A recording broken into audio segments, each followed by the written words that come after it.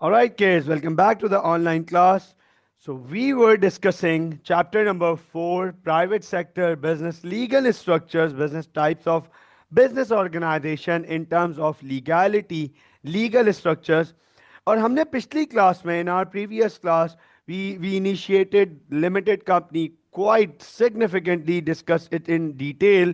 हमने limited company ना सिर्फ फॉर्मेशन अंडरस्टैंड की, लिमिटेड कंपनी की टाइप्स को भी अंडरस्टैंड किया कि सर दो टाइप की लिमिटेड कंपनी होती हैं, private limited companies and public limited companies. हमने इनको बहुत डिटेल में डिस्कस किया था लास्ट क्लास में।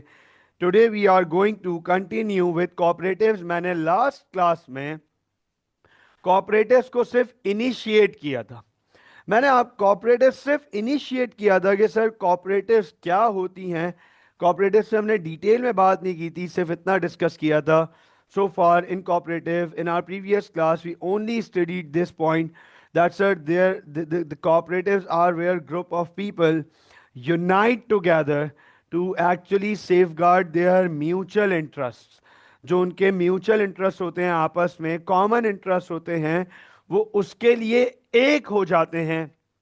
दे work under one banner. So ये कॉपरेटिव्स होती हैं। तो चलें कॉपरेटिव्स से रिलेटेड आपको एक एग्जाम्पल के थ्रू समझाता हूं कि what actually are cooperatives. Cooperatives होती कैसे हैं, बनती कैसे हैं, काम क्या होता है, काम कैसे करती हैं। तो अंडरस्टैंड कीजिएगा। लेट्स सपोज अंडरस्टैंड करते हैं एग्जाम्पल के थ्रू कि sir we have this area.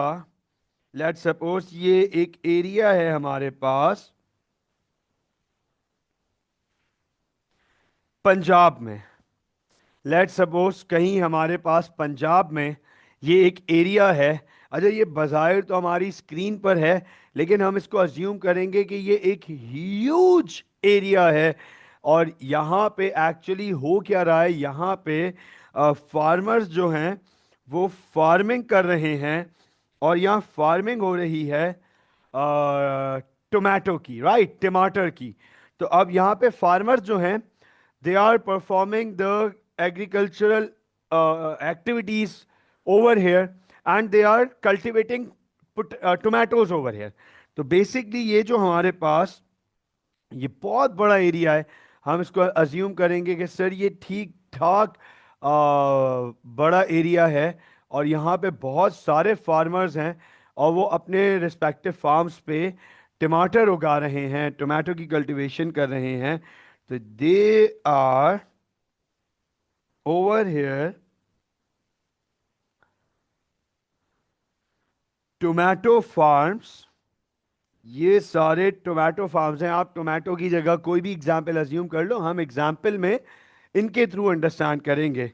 तो बेसिकली हमारे पास इधर फार्म्स के अलग अलग साइजेस होंगे, डिफरेंट डिफरेंट साइजेस के यहाँ पे फार्म्स होंगे। गौर से देखिएगा, डिफरेंट डिफरेंट साइजेस के यहाँ इस पूरे एरिया में डिफरेंट साइज के फार्म्स होंगे। सेम सेम फार्म्स नहीं होंगे हमारे पास। ओके, हमारे पास डिफरेंट साइज के फार्म्स होंगे एंड दे आर मैनी। ये बहुत सारे फार्म्स हैं। अब आप अंडरस्टैंड करें, देखें हर फार्मर के एरिया का, लैंड का साइज डिफरेंट है और हर फार्मर के पास डिफरेंट साइज है फील्ड का। लेकिन ये सब काम एक ही कर रहे हैं, टमाटर उगा रहे हैं।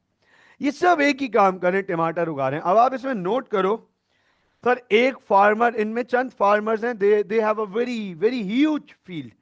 A farmer like this, a farmer like this, and farmer like this, sir, they have huge fields, they are big farmers। ये बड़े फार्मर्स हैं, इनकी इनकी इनकी बहुत बड़ी फील्ड्स हैं। और ऐसे फार्मर्स भी हमारे पास जिनकी छोटी छोटी फील्ड्स हैं, like this, like this, like this. Sir ये छोटी फील्ड्स वाले फार्मर हैं। और फिर हमारे पास कुछ मीडियम साइज फार्मर्स हैं। प्रैक्टिकली, बिल्कुल प्रैक्टिकल अंडरस्टैंडिंग है हमारे पास। और ये सब एक ही काम करते हैं, टमाटर उगाते हैं। ये सब एक ही काम करते हैं, टमाटर उगाते हैं। अब आप नोट करें, अंडरस्टैंड करें, they all are in each other neighbours. Right ये एक दूसरे के बिल्कुल नेबर में हैं, ये एक दूसरे के साथ अपनी फील्ड की बाउंड्री ऑलमोस्ट शेयर कर रहे हैं। ठीक है ना, एक छोटा सा पैसेज होगा, एक छोटा सा लेट सपोज हो सकता है वाटर कैनाल हो, वाटर कैनाल के राइट पे किसी और की फील्ड्स हैं, लेफ्ट पे किसी और की फील्ड है, और ये सब फार्मर्स हैं, फार्मिंग कर रहे हैं टोमेटो की। मेरा आपसे एक सवाल है, even even these big farmers, अगर हम इन बड़े फार्मर्स की बात करें और फिलहाल पॉलिटिक्स को साइड में हटा दें, फिलहाल पॉलिटिक्स को साइड में हटा दें, क्योंकि आमतौर पे in Pakistan we have seen that कि जो खेती बाड़ी करने वाले होते हैं, या नॉट एग्जैक्टली मैं खेती बाड़ी का वर्ड यूज नहीं करूंगा, जो हमारे पास जमींदार, पाकिस्तान में, पाकिस्तान की पॉलिटिक्स में हमने ये चीज नोट की है, जो जमींदार है, बड़ा जमींदार अपने इलाके का, सर वो पॉलिटिक्स में होता है। तो अगर मैं पॉलिटिकल फैक्टर को फॉर द टाइम बीइंग थोड़ी देर के लिए साइडलाइन कर दूं, हटा दूं, तो आप मुझे ये बताएं, क्या ये इवन बड़े farmers, even these big farmers, do they have control over the market? Are they too much influential against the government? क्या ये इनका बहुत बड़ा कंट्रोल होगा मार्केट में? क्या ये गवर्नमेंट के अगेंस्ट बहुत ज्यादा इन्फ्लुएंशियल होंगे? अगर मैं पॉलिटिक्स को एक तरफ कर दूं, पॉलिटिक्स को for the time being side में कर दूं, और मैं आपसे कहूं कि भाई ये देखो, ये बड़ा फार्मर है, इसके बड़ी फील्ड है, बड़ा फार्म है, इसके बड़े फार्म है, इसके पास बड़ा फार्म है, मरियम शायान, इस बात को अंडरस्टैंड कीजिएगा बेटा कि sir, farmers, even those big farmers, would have no power to influence the market. Market उनसे बहुत बड़ी है, मार्केट उन इंडिविजुअल फार्मर से बहुत बड़ी है। ये तो हमने सिर्फ पंजाब के एक फील्ड की बात की है, जहां पे ये कोई 50, 60, 100, 80, 90, 100 फार्मर्स होंगे। अगर हम पूरे पाकिस्तान की बात करें, तो सर पूरे पाकिस्तान की टोमेटो मार्केट उस एक इंडिविजुअल फार्मर से बहुत ह्यूज है। और सर ये एक इंडिविजुअल फार्मर गवर्नमेंट के अगेंस्ट नहीं जा सकता, गवर्नमेंट को नहीं अपने टर्म्स डिक्टेट करा सकता, गवर्नमेंट को इन्फ्लुएंस नहीं कर सकता। ये बड़ा फार्मर है, लेकिन इतनी पावर नहीं है। तो अब अंडरस्टैंड कीजिएगा, समझिएगा इस बात को कि sir these farmers, they would be having some mutual interest between them. चाहे आप इस फार्मर की बात करो, इस फार्मर की बात करो, इस फार्मर की बात करो, या इस फार्मर की बात करो, they all would be having some common interest, some mutual interest. तो होता क्या है, ये आपस में एक साथ मिलकर कॉपरेटिव फॉर्म कर लेते हैं। क्या फॉर्म कर लेते हैं? कॉपरेटिव फॉर्म कर लेते हैं। क्योंकि ये अकेला फार्मर, हालांकि ये सबसे बड़ा फार्मर है, इसके पास सबसे बड़ी फील्ड है, ये अकेला फार्मर, लेकिन ये पावरफुल नहीं है। ये उनके मुकाबले में तो पावरफुल है, but not against the market. Market के सामने ये पावरफुल नहीं है, गवर्नमेंट के सामने ये पावरफुल नहीं है, गवर्नमेंट बॉडीज के सामने ये पावरफुल नहीं है। सो कल कोई अगर गवर्नमेंट के ऑफिसर्स, गवर्नमेंट की बॉडीज, गवर्नमेंट की अथॉरिटीज इन फार्मर्स को आके अपने टर्म्स डिक्टेट करती हैं, तो याद रखिएगा, these individual farmers would be having absolutely no power against those authorities. ये बड़े से बड़ा फार्मर भी गवर्नमेंट की अथॉरिटीज के सामने पावरफुल नहीं है। तो अंडरस्टैंड कीजिएगा, there might be the case, there might be the case that government may exploit them. हो सकता है कि गवर्नमेंट इनको एक्सप्लॉइट करना शुरू कर दे, गवर्नमेंट की बॉडीज इस फार्मर के पास आए ओवर हेयर और ऐसी प्राइस कोट करें कि भाई बेचोगे तो हमें ही बेचोगे, मार्केट में नहीं जाने देंगे हम तुम्हारे फार्म की क्रॉप्स, आप हमें ही बेचोगे और इस ही प्राइस पे बेचोगे। बेचना है तो बेचो वरना अपने पास रखो। फील्ड की, आपकी फार्म की प्रोडक्शन हम मार्केट में नहीं जाने देंगे। हो सकता है, पॉसिबिलिटी है, इसके पास आएंगे, इसके पास आएंगे, इसके पास आएंगे। सर ये फार्मर्स वीक हैं, ये फार्मर्स वीक हैं, can not stand against the government authorities. तो इनको कौन प्रोटेक्ट करेगा? कौन प्रोटेक्ट करेगा इनको? हाँ, आपने आपने सुना होगा Amna Maryam Shayan, very now and then. हाँ, पाकिस्तान इंडिया में बहुत कॉमनली हम सुनते हैं किसान रोड पर आ गए। पंजाब में किसानों ने एहतजाज कर दिया। हाँ, बहुत कॉमनली हम सुनते हैं इंडिया में किसानों ने एहतजाज शुरू कर दिया। सर ये क्यों होता है? Why is that so? क्योंकि उनके राइट्स नेग्लेक्ट हो रहे होते हैं, एक्सप्लॉइट हो रहे होते हैं। तो अंडरस्टैंड कीजिएगा इस बात को कि ये फिर आपस में मिलकर कोऑपरेटिव बना लेंगे, ये सब आपस में बैठेंगे, ये वाला फार्मर, ये वाला फार्मर, ये फार्मर, ये फार्मर, ये सब आपस में बैठेंगे इररिस्पेक्टिव कि कौन बड़ा फार्मर है, कौन छोटा फार्मर है। काम म्यूचुअल करना है, एक दूसरे के राइट्स को प्रोटेक्ट करना है। तो ये फॉर्म कर लेंगे, let suppose all Punjab tomato cooperative. ये देखें, ये बना लेंगे APTC, all Punjab tomato cooperative. अब सवाल ये आता है कि सर ये बनती कैसे है? सबसे पहला सवाल ये आता है स्टूडेंट को कि सर ये बनती कैसे है, फिर ये चलेगी कैसे, काम कैसे करेगी, और इसके काम का मतलब क्या होगा, मकसद क्या होगा। ये तीन सवालों के जवाब आपको समझ आ जाए तो आपको कोऑपरेटिव की वर्किंग समझ आ जाएगी। You would be better understanding the you would be having a better understanding of cooperative. तो सर सबसे पहला क्वेश्चन ये होता है कि कोऑपरेटिव बनती कैसे, how a cooperative is made. तो अंडरस्टैंड कीजिएगा, कोऑपरेटिव बनाने के लिए गवर्नमेंट के सामने जाना पड़ता है, गवर्नमेंट के पास जाना पड़ता है। अब आप देखो कितना कितना बड़ा अलमिया है। हाँ, कितना बड़ा अलमिया है, जिससे बचना है उसी के पास जाना है ऑर्गेनाइजेशन बनाने के लिए। How irony, how ironic is this? What an irony, right? What an irony to to protect the farmers in order to protect themselves from the government and the government authorities, and might be some neglecting of rights. They, in order to form that organization, that cooperative, they need to go to the government कि भैया हम आपके खिलाफ नहीं, अपने rights को protect करने के लिए। That would be more relevant term, that would be more relevant term. क्या अपने राइट्स को प्रोटेक्ट करने के लिए हम एक ऑर्गेनाइजेशन बनाना चाहते हैं, हम एक कोऑपरेटिव बनाना चाहते हैं, तो गवर्नमेंट के पास जाना पड़ेगा, वेरी इंपॉर्टेंटली लोकल गवर्नमेंट के पास।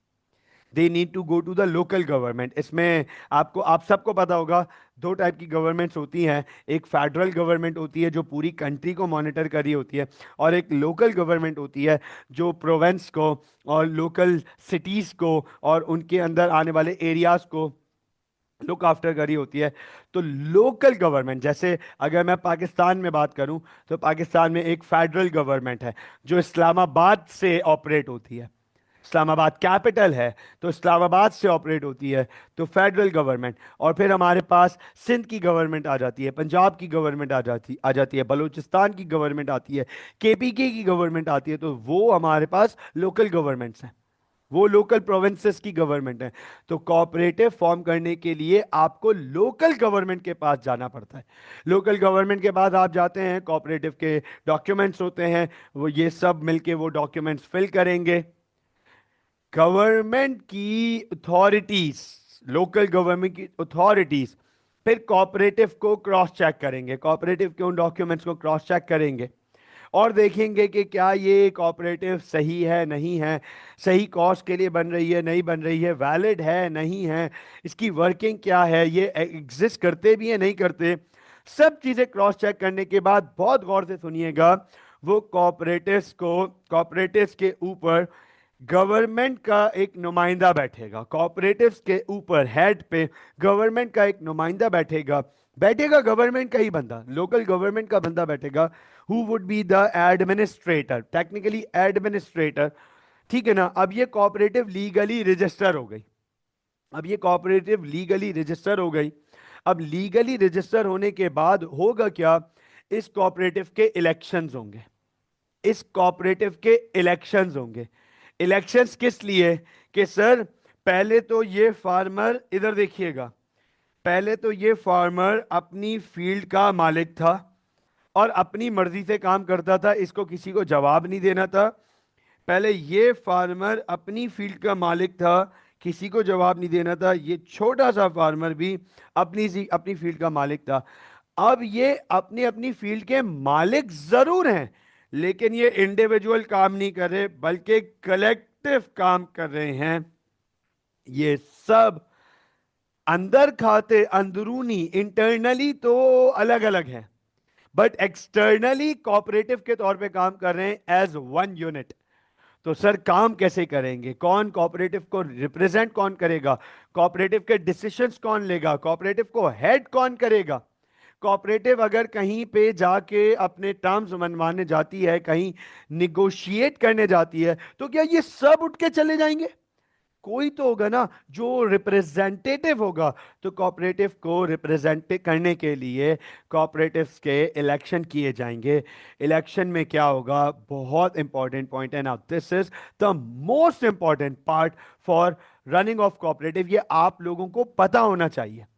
You guys should be very well aware of this point कि sir irrespective of the size of the contributor or individual farmer, irrespective of the size of the farm, irrespective of the size of the farm, one farmer has one vote. ये छोटे farmer के पास भी एक vote है, right इस छोटे farmer के पास भी एक वोट है और इस बड़े फार्मर के पास भी एक वोट है। इन्हीं में से चंद लोग अपने आप को नॉमिनेट करेंगे कि हम कोऑपरेटिव चलाने के लिए अपने आप को नॉमिनेट कर रहे हैं। तो सब वोट डालेंगे, वोट के बाद कोऑपरेटिव की मैनेजमेंट डिसाइड होगी।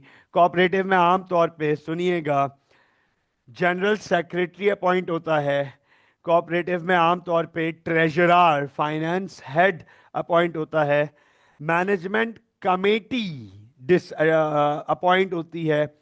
तो ये सब लोग मिलके कोऑपरेटिव को रिप्रेजेंट करते हैं। कोऑपरेटिव काम कैसे करती है अंडरस्टैंड कीजिएगा। Sir this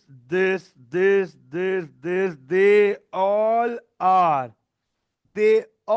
are members of cooperative, ये सब कोऑपरेटिव्स के मेंबर्स हैं। और अंडरस्टैंड कर लीजिएगा, members are the workers, workers are the members. सारे मेंबर्स हैं, मेंबर्स को काम करना पड़ेगा और वर्कर्स ही मेंबर्स होंगे बेसिकली। तो कोऑपरेटिव अपने म्यूचुअल राइट्स के लिए बनाई जाती है। अब अगर गवर्नमेंट की अथॉरिटीज, गवर्नमेंट की बॉडीज इनके पास आती है और अपने रेट्स कोट करती है, तो अंडरस्टैंड करना गवर्नमेंट की बॉडी इस अकेले फार्मर के पास नहीं आ रही, गवर्नमेंट की बॉडी इस अकेले छोटे से फार्मर के पास नहीं आ रही, बल्कि इस पूरी कोऑपरेटिव के पास आ रही है। तो अब आप बताओ, क्या ये कोऑपरेटिव जब इतने बड़े लेवल पर ऑपरेट कर रही होगी, तो क्या इनके पास अब पावर और वेटेज आएगा बात करने का? Do they have now a collective bargaining power? Does that bring bargaining power to them? तो सर ये अपने राइट्स प्रोटेक्ट कर सकेंगे, ये अपने राइट्स के लिए बात कर सकेंगे। This is cooperative. मुझे बताएं आमना, मरियम, शायान, क्या कोऑपरेटिव समझ आया? क्या कोऑपरेटिव समझ आया? What are cooperative, how are they made, किस तरीके से काम करते हैं? Yes please, yes please. Amna बेटे कोई सवाल है? Is there any question? समझ आया how cooperative works? Is there any question guys? कोई सवाल है? No question. All right, all right, तो आगे चलते हैं। अब ये देखिएगा, ये लिखे हुए फीचर्स, ये देखें, ये आपके सामने लिखे हुए फीचर्स, ये देखें सर, ये लिखे हुए फीचर्स। चलें फीचर्स पढ़ते हैं, कोऑपरेटिव्स के क्या फीचर्स होते हैं, फोकस कीजिएगा। All members have one vote no matter how many shares they have bought. How many shares they have bought का मतलब है how, no matter what is their contribution, no matter what is their contribution, one member one vote. इस farmer का भी एक vote होगा और इसका भी एक वोट होगा, हालांकि दोनों के साइज में सर कुछ कॉमन नहीं है, कोई दोनों का कंपैरिजन ही नहीं है, लेकिन सर दोनों के पास एक एक वोट होगा। ये कोऑपरेटिव की खूबी है, इक्वालिटी, राइट।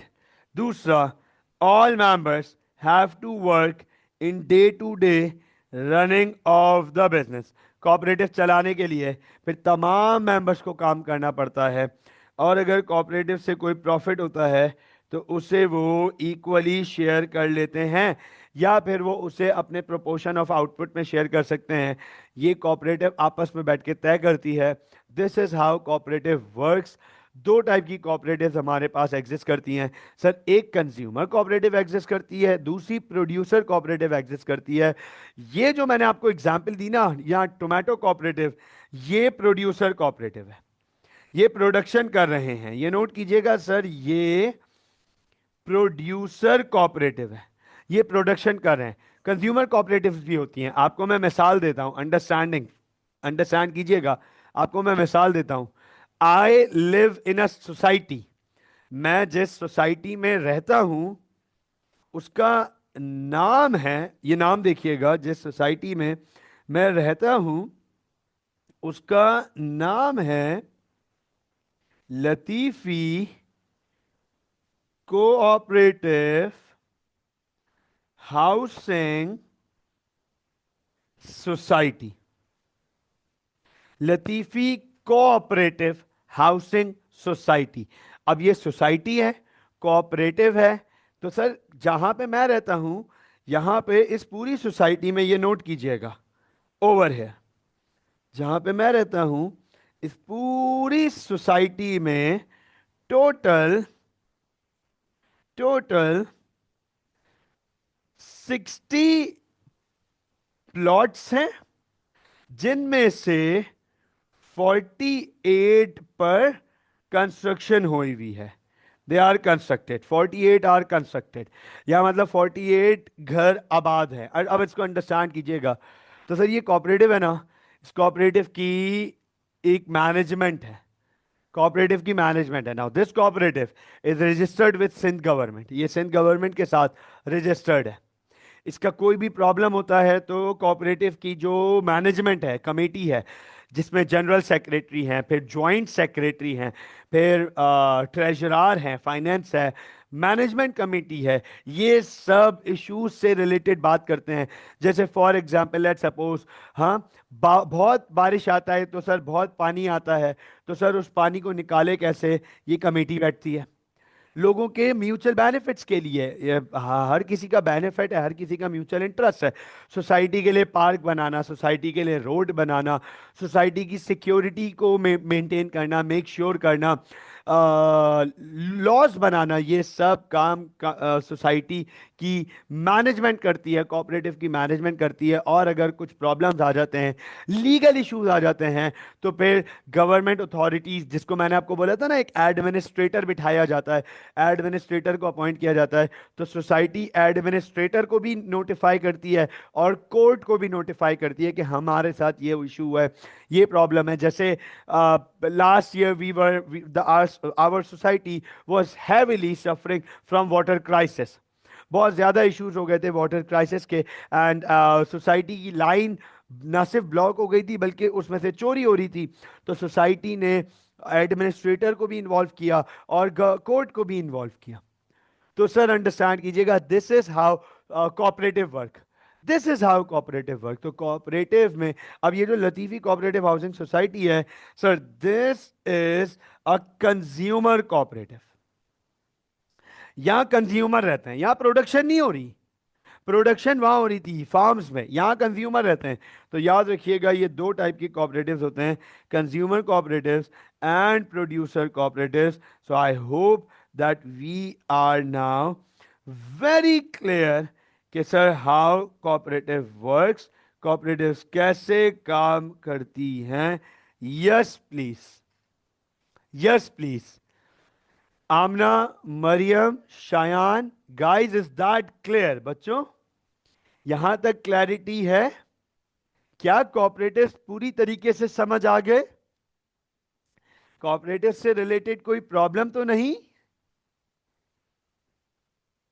जबरदस्त जबरदस्त जबरदस्त जबरदस्त। चले, कोऑपरेटिव्स के बाद ये नोट कीजिएगा सर, कोऑपरेटिव हमारा फिफ्थ लीगल स्ट्रक्चर था, fifth type of business organization थी। हम आगे चलेंगे, कंटिन्यू करेंगे, कुछ और टाइप्स की, कुछ और टाइप्स की बिजनेस ऑर्गेनाइजेशंस और पढ़ेंगे। उसमें सबसे पहले आ जाता है सर हमारे पास जॉइंट वेंचर्स, जॉइंट वेंचर्स।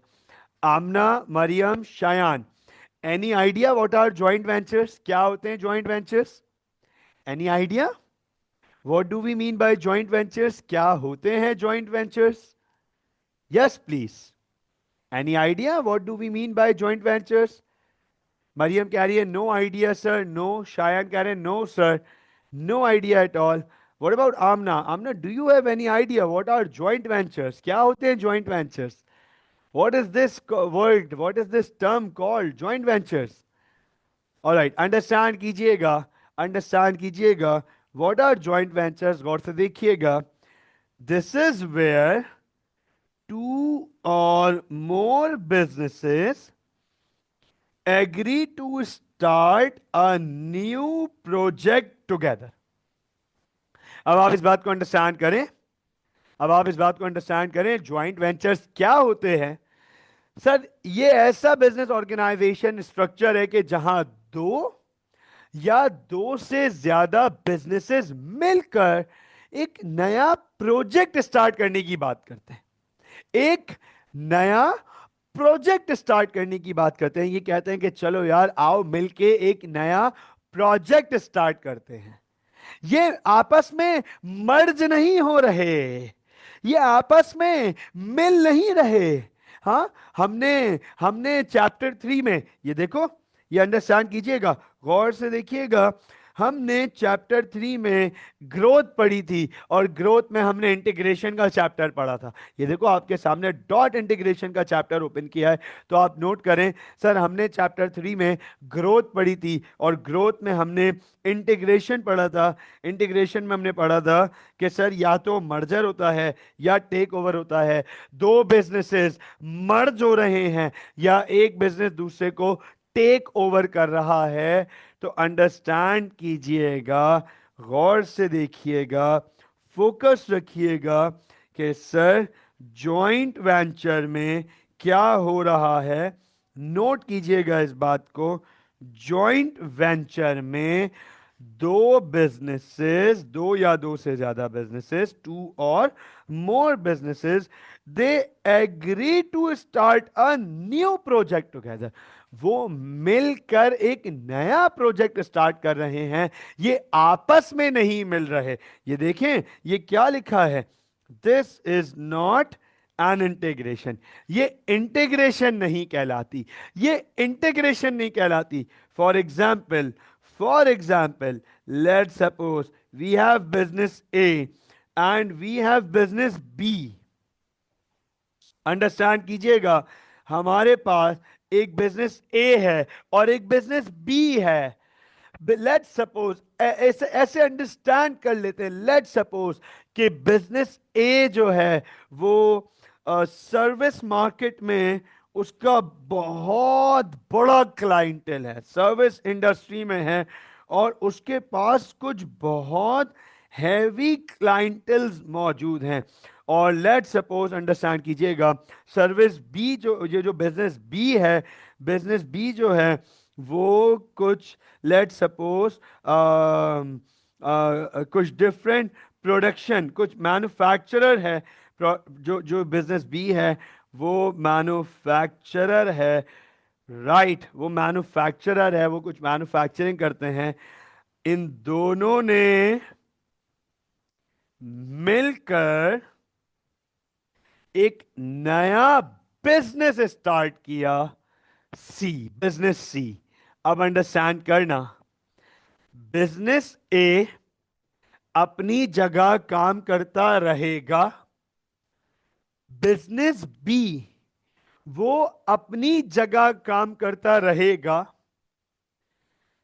कुछ पैसे बिजनेस ए लेकर आया, कुछ पैसे बिजनेस बी लेकर आया, कुछ इंप्लॉयज बिजनेस ए ने प्रोवाइड किए, कुछ इंप्लॉयज बिजनेस बी ने प्रोवाइड किए, कुछ आइडियाज बिजनेस ए ने प्रोवाइड किए, कुछ आइडियाज बिजनेस बी ने प्रोवाइड किए, कुछ और रिसोर्सेज बिजनेस ए ने प्रोवाइड की, कुछ और रिसोर्सेज बिजनेस बी ने प्रोवाइड की, और इन दोनों ने मिलके एक थर्ड बिजनेस इनिशिएट किया, बिजनेस सी।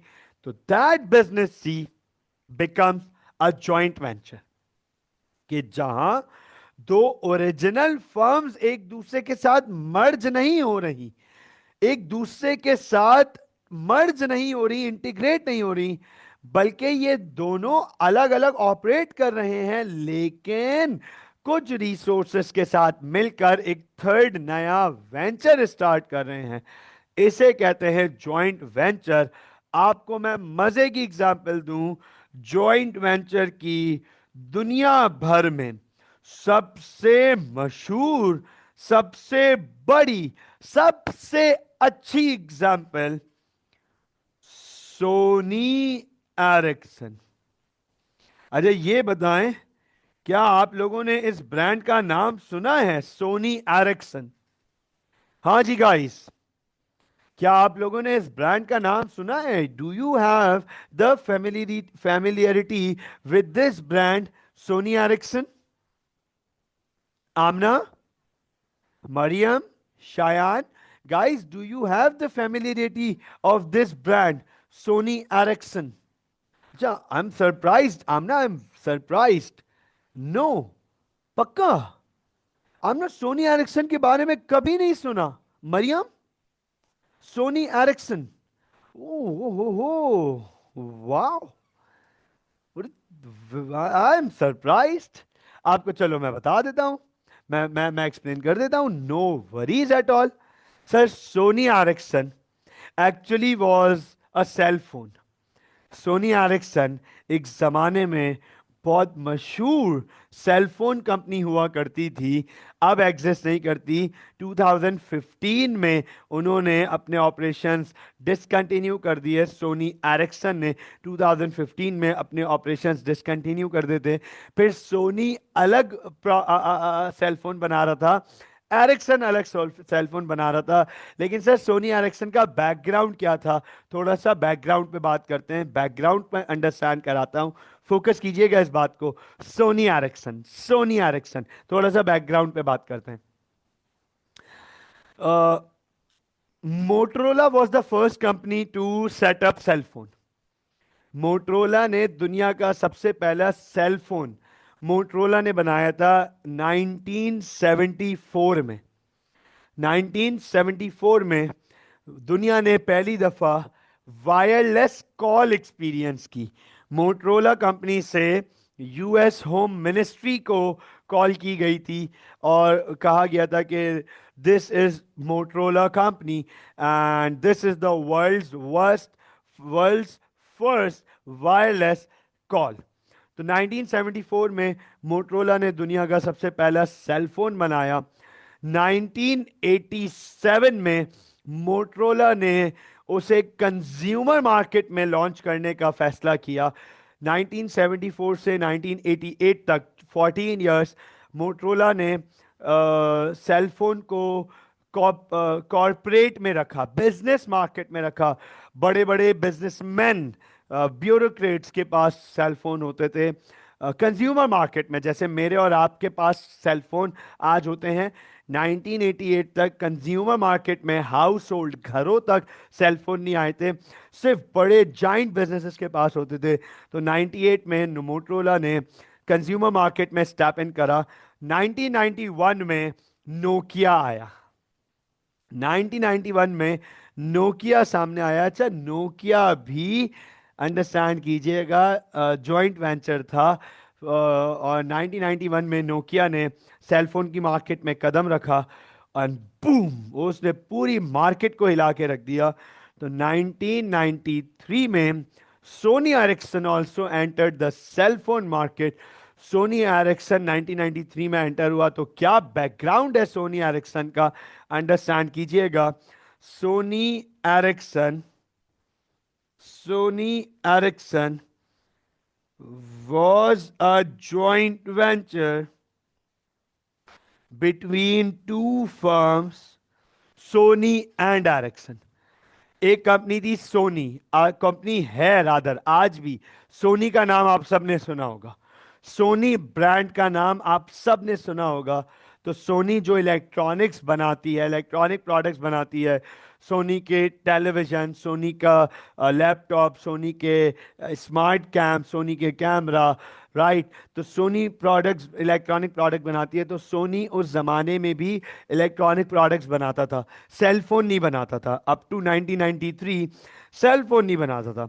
इसके contrast Ericsson was a networking company. Ericsson networking company थी।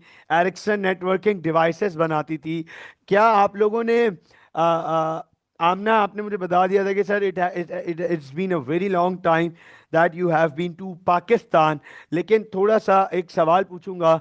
ये घर पे राउटर लगे हुए होते हैं, राइट राइट, घर पे राउटर्स लगे हुए होते हैं। आपने आपने आपने पाकिस्तानी छतों पे टावर्स देखे होंगे, टावर्स जिस पे बड़े बड़े रिसीवर्स और ट्रांसमीटर्स और सिग्नल रिसीवर और फ्रीक्वेंसी हैंडलर, ये सब डिवाइसेस, बड़ी बड़ी वाइट कलर की डिवाइसेस लगी हुई होती हैं।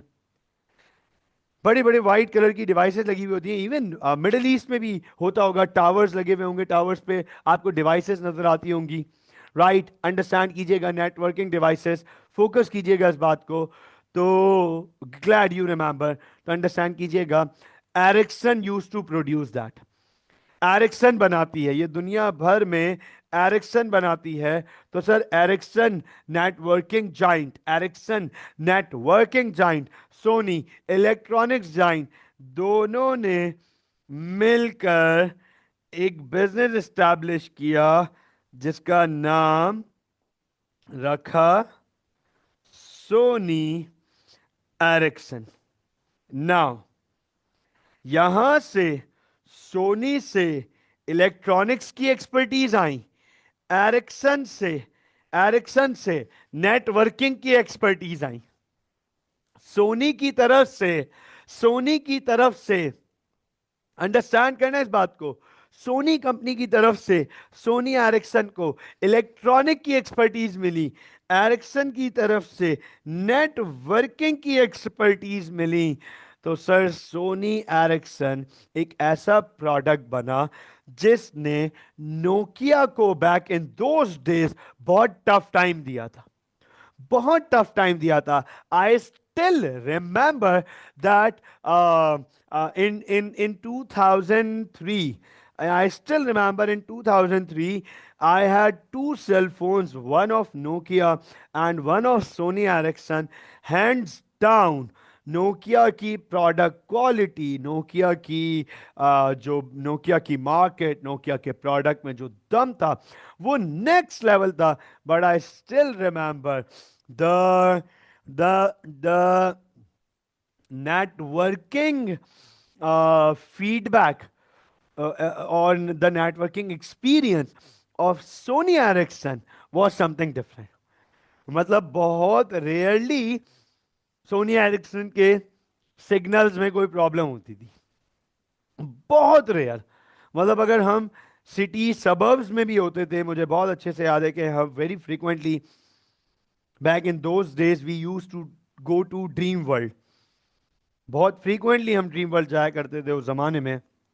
Dream world used to be in the suburbs of Karachi. आज वो कराची शहर गुलशन मेमार में आ जाता है, लेकिन उस ज़माने में वो शहर से बाहर कंसिडर किया जाता था। आई स्टिल रिमेंबर के नोकिया के सिग्नल्स फिर भी डाउन होते नज़र आते थे, but Sony Ericsson no man never. मुझे नहीं याद पड़ता कि सोनी एरिक्सन की कॉल पे मुझे कभी प्रॉब्लम हुई हो। तो याद रखिएगा, वो दो बिजनेसेस ने अपनी एक्सपर्टीज देके पूरी दुनिया में एक नया सेल फोन लॉन्च किया। ना सोनी के पास सेल फोन की एक्सपर्टीज थी, ना एरिक्सन के पास सेल फोन की एक्सपर्टीज थी, लेकिन दोनों के पास अपने अपने बिजनेसेस की एक्सपर्टीज थी, जिसकी मदद से उन्होंने मार्केट में एक नई कंपनी खड़ी कर दी, एक नया बिजनेस खड़ा कर दिया, जो मार्केट में ऑलमोस्ट 22 ईयर्स रहा। ऑलमोस्ट 22 ईयर्स रहा, 1993 से 2015, यस 22 ईयर्स।